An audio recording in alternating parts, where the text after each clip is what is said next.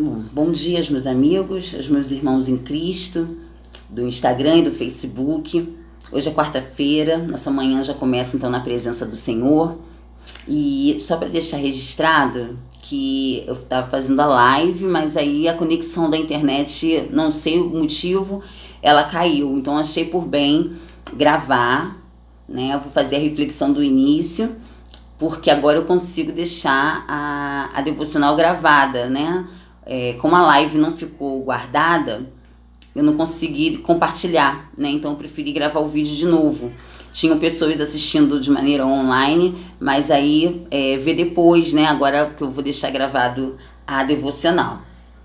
Então o que acontece? Essa semana a gente está falando sobre a questão de propósito, né? Na segunda-feira nós falamos sobre onde começa a busca desse propósito, né? O meu propósito, onde eu começo buscando esse meu propósito. E aí a gente leu alguns textos bíblicos que a gente pôde perceber, a gente pôde estudar que tudo foi feito por meio dele e para ele. Ou seja, toda a natureza, toda a criação, tudo foi feito por meio do próprio Deus e para ele.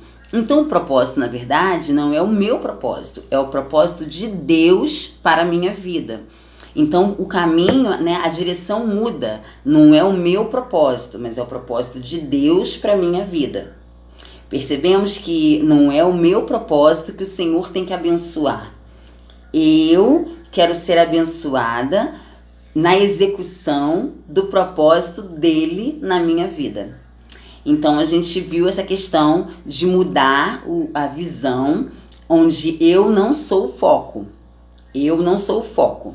Tudo foi feito para ele, para a glória dele, com os desígnios dele.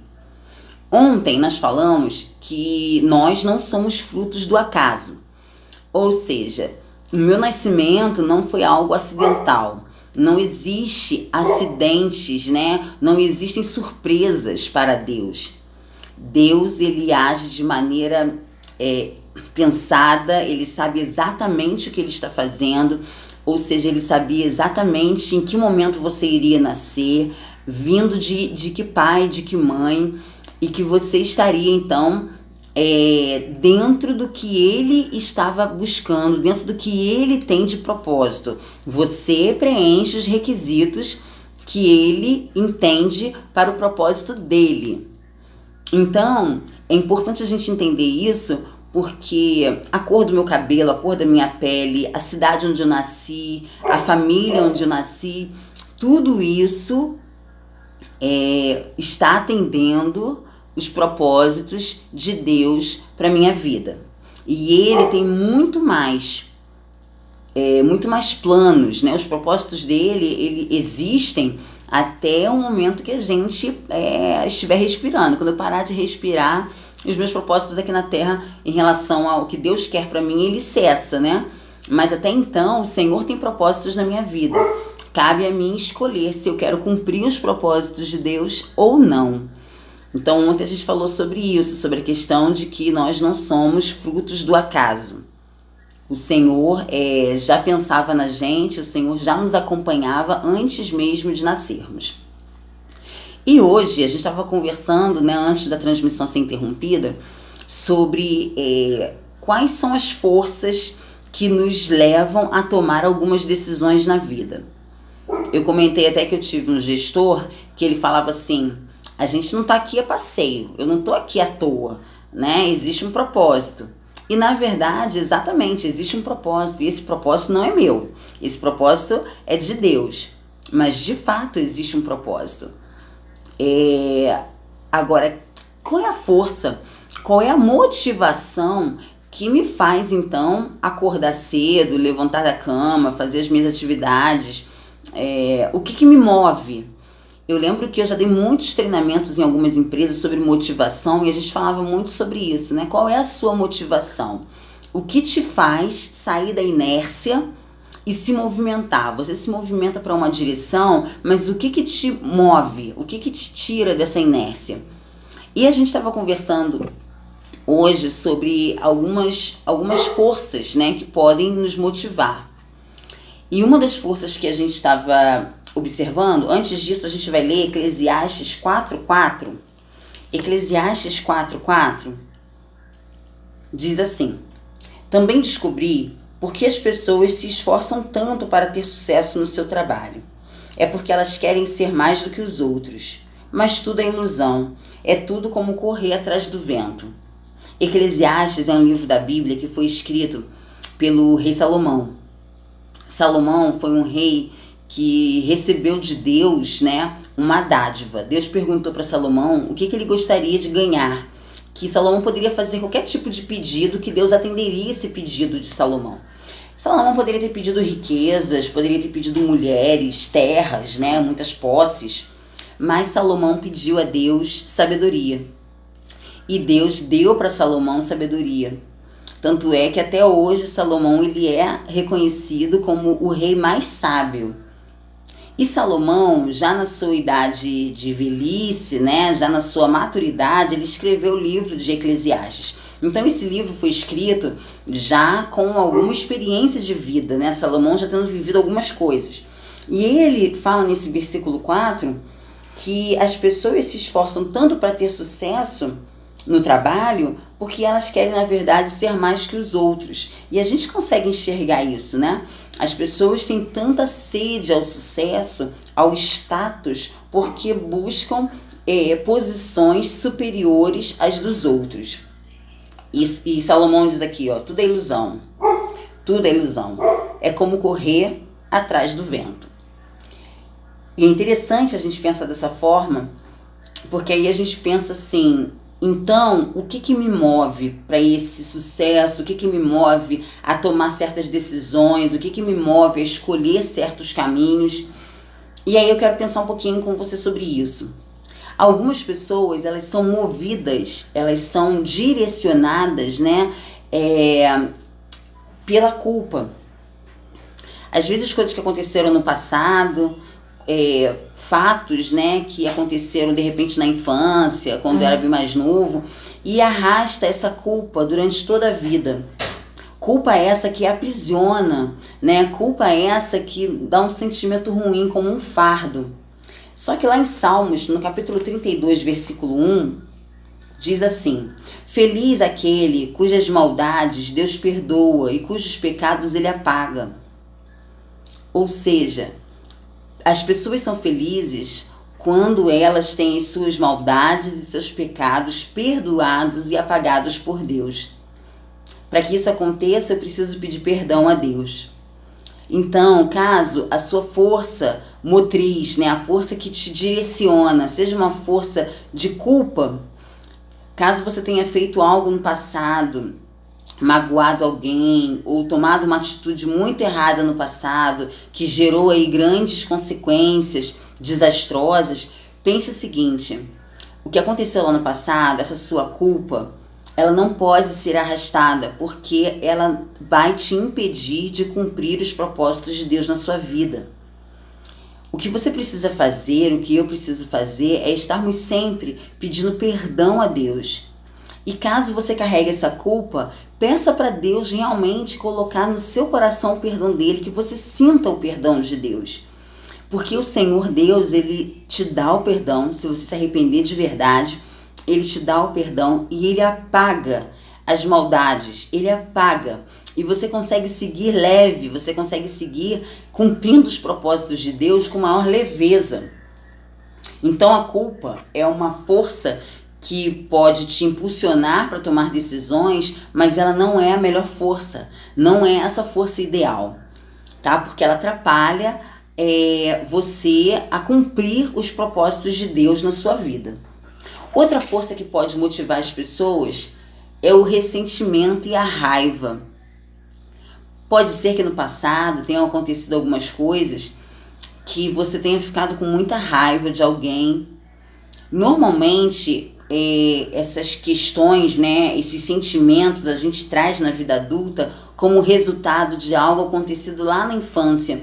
E normalmente também são coisas que acontecem no núcleo familiar. Porque querendo ou não querendo, a família ela tem um grande poder, ela é muito relevante nas nossas vidas.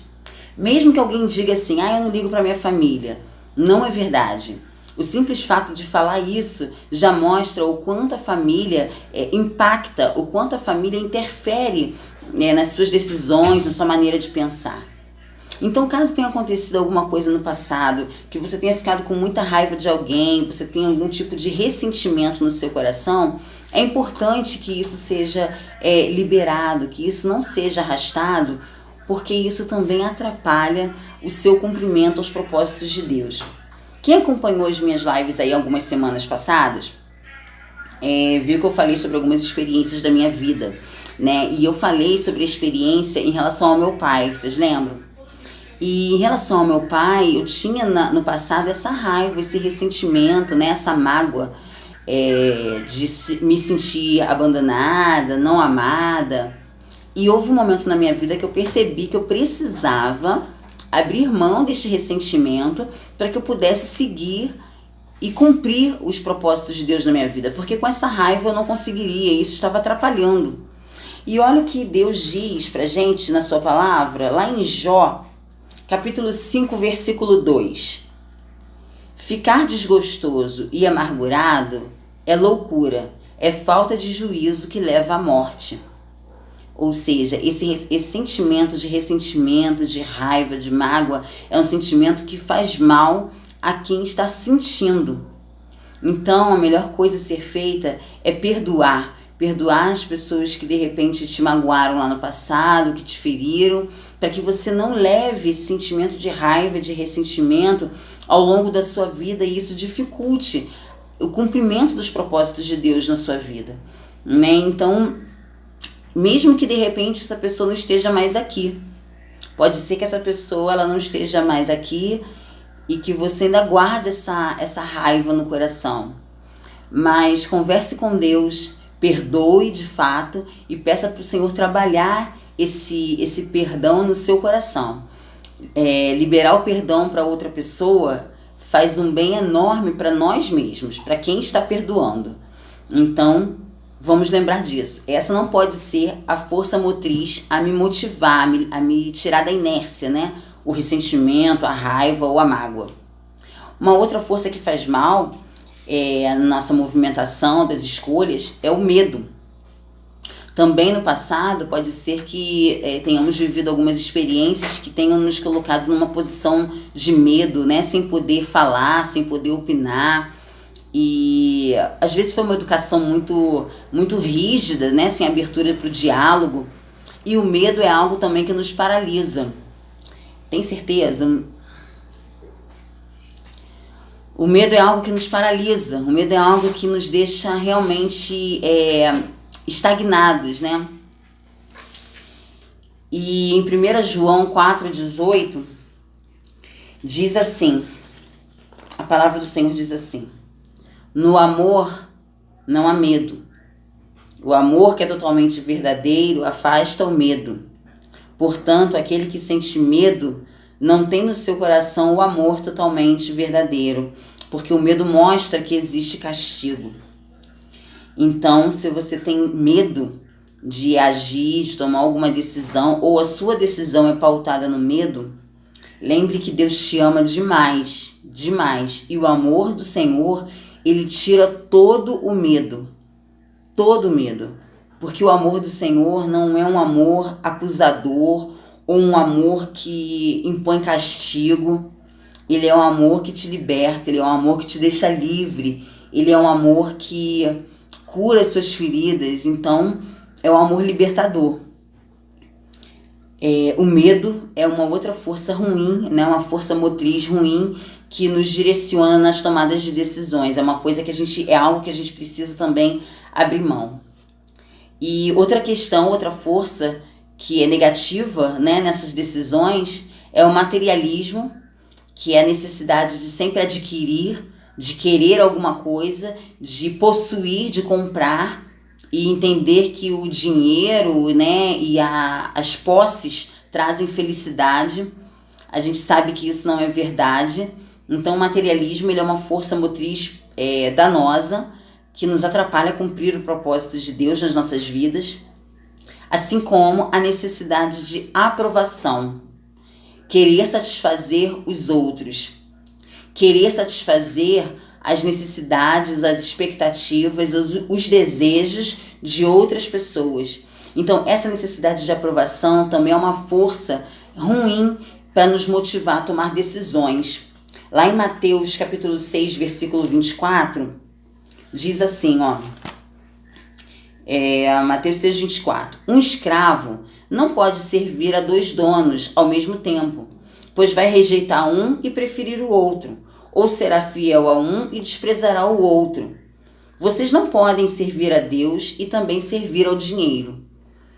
A gente não pode servir a Deus e servir as nossas necessidades de aquisição, de comprar, de ter, porque a gente está colocando um outro senhor no lugar de Deus, que é o nosso ego, a nossa vaidade. Então, a gente precisa entender que esse tipo de força, tanto o materialismo quanto a necessidade de aprovação, são forças que nos motivam a tomar algumas decisões, né, escolher alguns caminhos, mas que não são forças boas, né, benéficas. Na verdade, acabam atrapalhando a execução do propósito de Deus na nossa vida, né, a nossa execução nesse propósito. E aí eu lembrei, para a gente poder encerrar, eu lembrei de um texto que o pastor Juraci Bahia pregou há um tempo atrás, que fica lá em Romanos, capítulo 1, versículo 8. Diz assim, a carta de Paulo aos Romanos. Em primeiro lugar, por meio de Jesus Cristo, dou graças a meu Deus por todos vocês, pois no mundo inteiro se ouve falar a respeito da fé que vocês têm.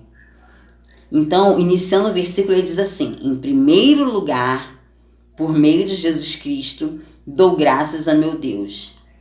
A força motriz que nos tira da inércia, que nos leva a tomar decisões, que nos faz escolher alguns caminhos, precisa ser a força motriz da gratidão. Gratidão a Deus por tudo que Ele é, por tudo que Ele fez. Gratidão a Deus porque Ele nos ama. Gratidão a Deus porque Ele nos conhece antes mesmo da gente nascer. Gratidão a Deus porque, como já lemos nas devocionais anteriores, o Senhor nos acompanha desde o ventre da nossa mãe. Gratidão a Deus porque Ele tem um propósito lindo para a nossa vida. Porque os planos do Senhor são perfeitos. E quando a gente cumpre esses planos, a gente se sente pleno, realizado. São motivos para eu agradecer. E essa gratidão precisa ser a força que me direciona nas tomadas de decisão, a força que me direciona na escolha dos caminhos. Então, vamos pensar dessa forma, vamos lembrar sempre que essas forças ruins, elas não podem nos tirar da nossa inércia, nos levar a tomar decisões. Eu preciso me desapegar, liberar, pedir para Deus tirar essas forças ruins do meu coração, da minha mente, como a culpa, o ressentimento, o materialismo, o medo, me desapegar de tudo isso e focar apenas em Cristo, focar na gratidão que eu tenho por Ele ser quem é na minha vida. E é isso aí que a gente vai seguir e a gente vai tomar decisões acertadas, né, mediante o propósito de Deus nas nossas vidas. Que Deus nos abençoe e amanhã, se Deus quiser, estaremos juntos de novo na devocional. Tá bom? Um grande beijo para vocês. Que Deus abençoe o dia de vocês. Beijo.